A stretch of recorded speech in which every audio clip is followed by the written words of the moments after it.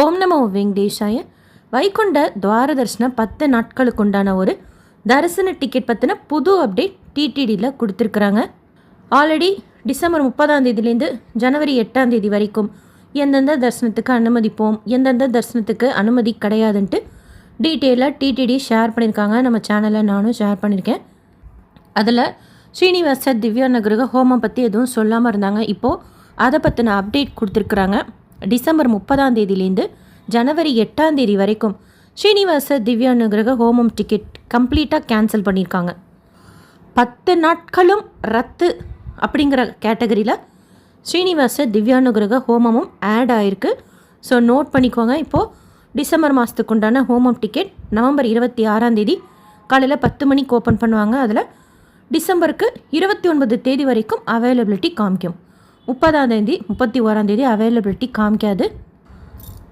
அடுத்து இந்தியாவோட பிரசிடென்ட் நாளைக்கு திருச்சானூர், நாளை மறுநாள் திருமலால வராக சுவாமி ஃபஸ்ட்டு தரிசனம் செய்துட்டு திருப்பதி பெருமாளையும் தரிசனம் செய்கிறாங்க. அடுத்து திருச்சானூர் பத்மாவதி அம்மவாரி கோயிலில் நடந்துட்டுருக்கிற பிரம்மோத்சவம் நாளைக்கு காலையில் கல்பவிருக்ஷ வாகன சேவாவும் நைட்டு ஹனுமந்த வாகன சேவாவும் இருக்குது.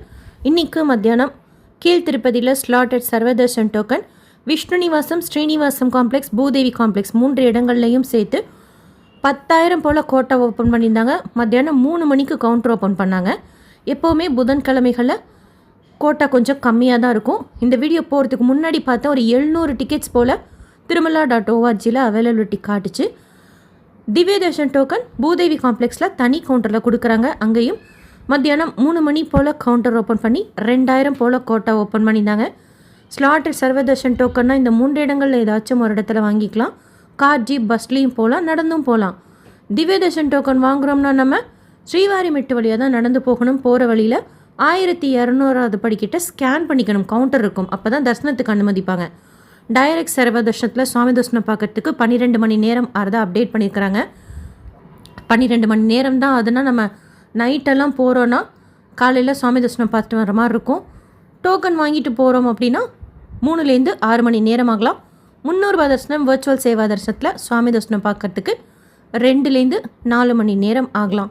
ஜனவரி 2 8 வரைக்கும் உண்டான 300 ரூபாய் ஸ்பெஷாலிட்டி தரிசன டிக்கெட் எப்போ கொடுப்பாங்கன்னு சொல்லிட்டு கேட்குறீங்க.